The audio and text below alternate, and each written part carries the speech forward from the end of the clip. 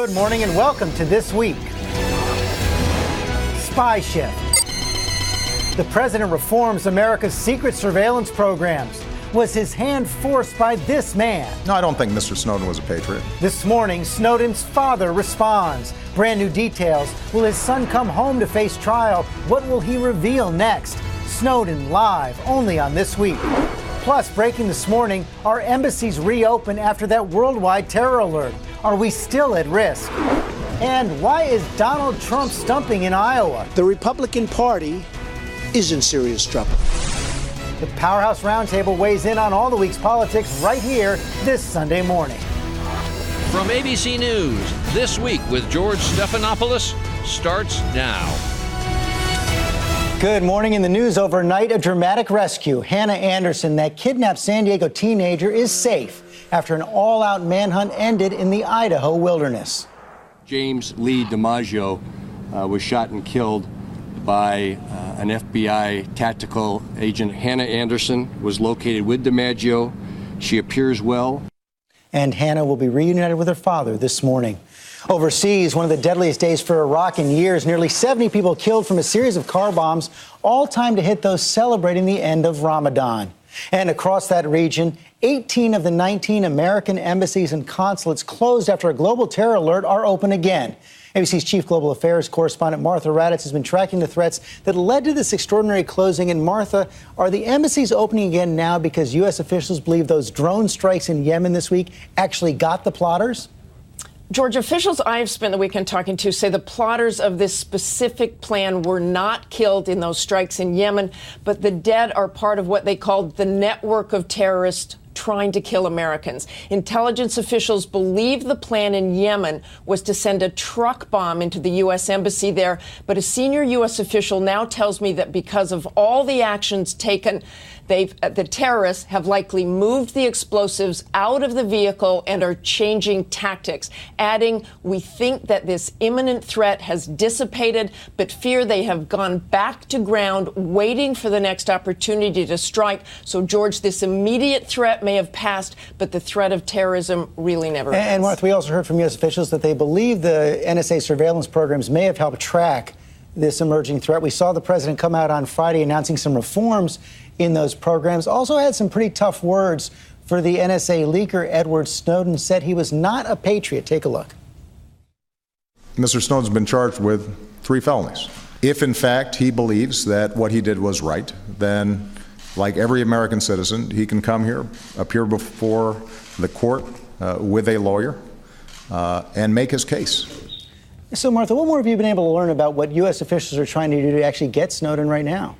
Well, you know, some officials I've talked to wish that a deal could be struck with Snowden that would bring him back to the U.S. Make no mistake, one official said Snowden has done irrefutable damage. The more the terrorists, know how we can monitor them, the less we will be able to. And that is the single most important asset we have. But some officials say we don't know all of what Snowden has. We don't want him in the hands of the Russians.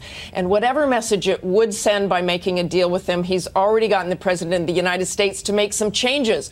But the Justice Department has given no indication a deal is in the works, George. But some pushing for it. Okay, Martha, thanks very much. Now to our exclusive interview with Edward Snowden's father, Lon Snowden, the family's lawyer, Bruce Fine. Thank you both for joining us this morning. You just heard there some U.S. officials, according to Martha Raddatz, believe that a deal may be in the United States' interest. Do you think that's something your son is open to?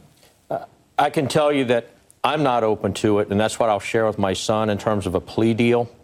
At this You're not point, open to it? Not open to it. At this point, what I would like is for this to be vetted in open court for the American people to have all of the facts. What I've seen is much political theater.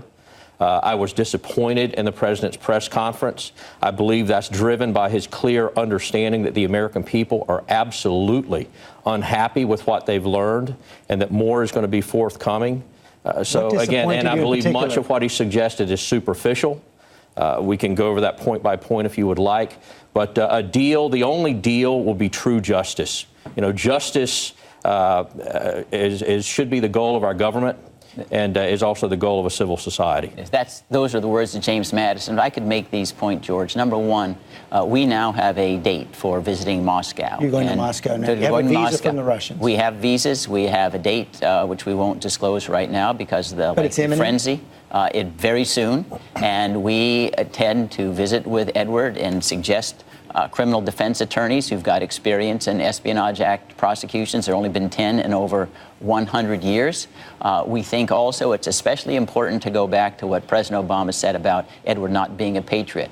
It was the voice of the American Revolution, Thomas Paine, who defined a patriot as someone who saves his country from his government. And we also heard about all these alleged disasters that would ensue to the United States because of what Edward has done. Let's go back to the Bradley Manning case. When it came to the damage phase, the United States conceded not one person has been injured, impaired because of what Bradley Manning disclosed. What was your reaction when you heard the president say that your son's not a patriot? I would say, again, I think he was put in a tough spot. There were many questions that should have been asked at that press conference that were not. I would have liked to have seen them ask about the DEA's Special Operation Division, many other things, his treatment of whistleblowers. But in terms of him characterizing my son as a patriot, or others like Peter King, who characterizes him as a traitor, what I would say is that my son has spoken the truth. He has sacrificed more than either the President of the United States or Peter King have ever in their political careers or their American lives.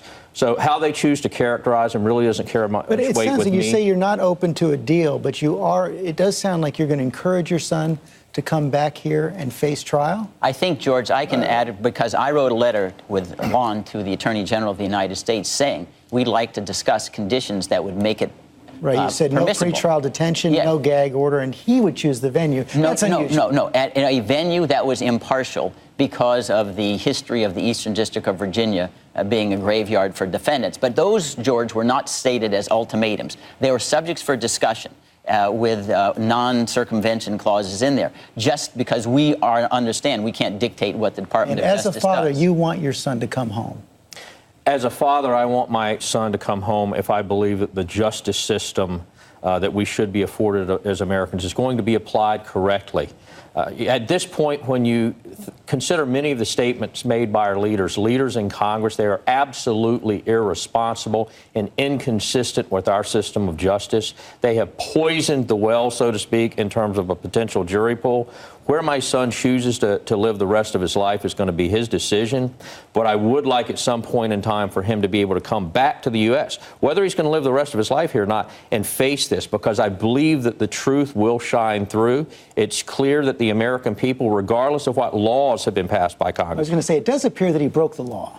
No, George, that's simply irresponsible to suggest before a trial someone has broken the law. It may well be that what he disclosed is protected by the First Amendment. The president himself has already conceded there's something irregular about the way the NSA the president pointed out that he had other avenues open to him. Yes, and let's go that. And what he said was, Mr. Snowden should have gone to the Congressional Oversight Committees. The Congressional Oversight Committees have already gone on record. Dianne Feinstein, he's guilty of treason. These were the committees that knew for 7 years what was going on and refused to disclose it to the American people. The best was some cryptic statements. If the American people knew what was going on, they would be stunned. And Edward Snowden is supposed to go to them? That seems rather implausible because they were the ones who were responsible for the secrecy. I want to add to this. No, I want to add is in terms of the president made the statement that that the president had enacted whistleblower laws that protected contractors like my son Edward. That is absolutely untrue. Either the president is being misled by his advisors or he is intentionally misleading the American people. Whistleblower statutes? Absolutely not. And maybe at some point we should go through that.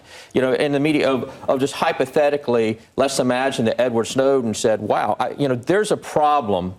Let's say he got on an airliner in Honolulu and he chose to fly to Washington, D.C., lands at Dulles, and he actually gets an audience with, let's say, Peter King or Dianne Feinstein. How do we think that he would have been received if he had a private audience with them? We've seen how they've reacted even when the truth comes out. They spin the truth. They try to hide it from the American people. He would have been buried under the Capitol, Let me ask you and we would have never known the truth. Final question. I know you haven't been in direct contact with your son, but what do you know about his condition right now? I'll just say that having spoken with Anatoly Kucherina, who is his Russian attorney, Anatoly has said, he's safe.